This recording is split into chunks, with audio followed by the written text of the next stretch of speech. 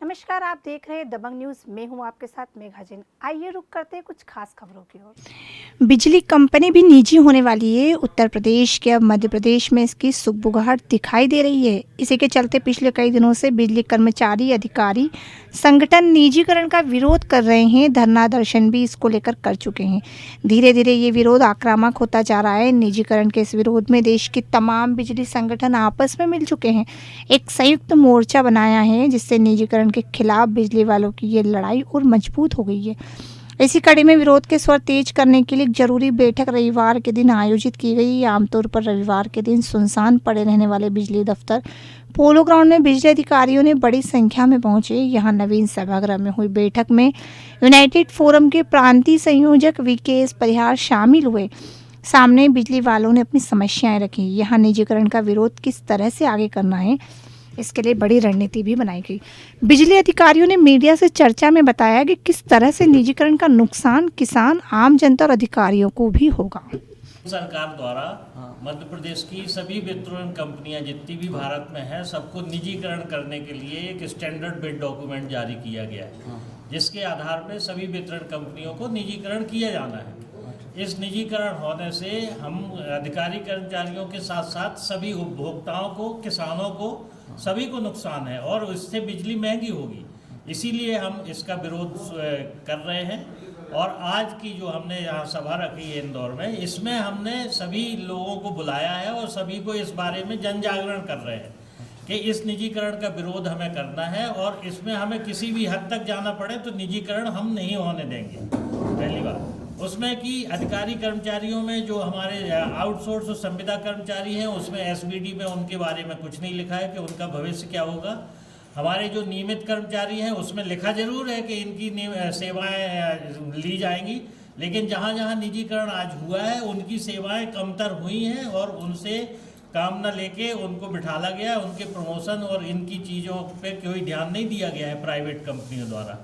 और हमारे जो एमपीएसईबी के एम्प्लॉय हैं उनके पेंशन की व्यवस्था आज तक नहीं की गई है सरकार ने। यदि ये निजीकरण होता है तो उस पर भी बहुत विपरीत प्रभाव पड़ने वाला है। इन सभी मुद्दों को लेके हम आज यहाँ पे बैठे हैं और इनका विरोध करेंगे। इस संबंध में हमने माननीय मुख्यमंत्री जी को चिट्ठी लिखी है कि इन सभी मुद्दों पे हमारे 4-5 मुद्दे हैं, जैसे निजीकरण का विरोध पहला है, संविदा को नियमितीकरण, आउटसोर्सिंग के लिए जो हमारे 35,000 लोग काम कर रहे हैं उनकी व्यवस्था की जाए, हमारी पेंशन की सुरक्षा की जाए।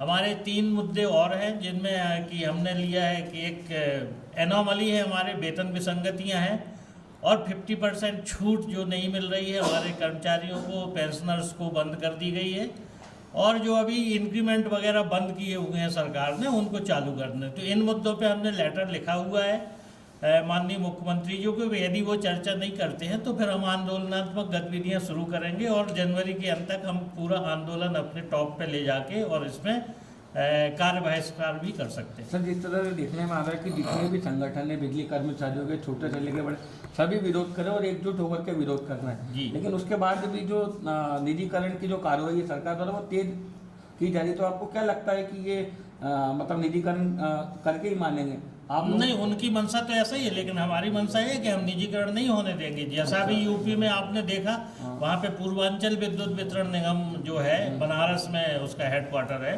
वहाँ पे उनने शुरू किया था कि निजीकरण करना, लेकिन वहाँ पे उनने स्टेप बाय स्टेप आंदोलन किए और 2 दिन जब कार्य बहिष्कार किया तो वहाँ पे उनको समझ में आ गया कि निजीकरण करना कितना कठिन है। हम लोग भी ऐसा ही आंदोलन यहाँ पे करेंगे तो सरकार को पीछे झुकना पड़ेगा। सरकार तानाशाही पर उतर आई है, जैसे अभी जिस तरह से किसान बिल लेकर के आए और जिस तरह से तानाशाही मतलब तानाशाहीपूर्ण इनका पूरा रवैया कि किसी भी करके मानेंगे, तो आप लोगों का बिल्कुल क्या योजना रहेगी, मतलब किस तरीके से इनको रोकेंगे लास्ट में? हमें और किसान भाइयों के साथ हैं, हमने भी उनको सपोर्ट किया है। उसमें भी किसानों को जो नुकसान है, अमेंडमेंट बिल 2020 जो आ रहा है उसमें डीबीटी आया है, जो इसका किसानों को भी नुकसान है, उनके पास भी यही मांग थी। लेकिन किसानों में और हम में बहुत डिफरेंस है। हम जिस दिन काम बंद कर देंगे उस दिन यहाँ त्राही मच जाएगी। और जैसे कि यूपी में हुआ था कि 2 दिन में सरकार ने ये सब वापस लेने, ऐसा भी हम भी ऐसा करेंगे। बहुत नुकसान है, जनता को पूरा नुकसान है। जनता को आज की डेट में है कि जो कंपनियां हैं सरकारी कंपनियां हैं, लेकिन सरकारी कंपनियों में कोई फायदा नहीं लेता है उसमें, लेकिन जो प्राइवेट कंपनी आएगी तो उसको 18% फायदा लेने का अधिकार है। आज की डेट में जो 6 या 7 रुपये हम उसको बिजली भेजते हैं जहाँ तक उपभोक्ता के घर से, हमारे 6.5-7 रुपये की कॉस्ट पड़ती है। यदि आज हम उससे कोई फ़ायदा नहीं लेते हैं, लेकिन 18% ज़्यादा पे वो कॉस्ट होगा तो भी उनको नुकसान होगा, और सब्सिडी नहीं मिलेगी वो अलग बात है। तो दोनों तरफ से उपभोक्ता, किसानों को, सभी को नुकसान। हाँ बता।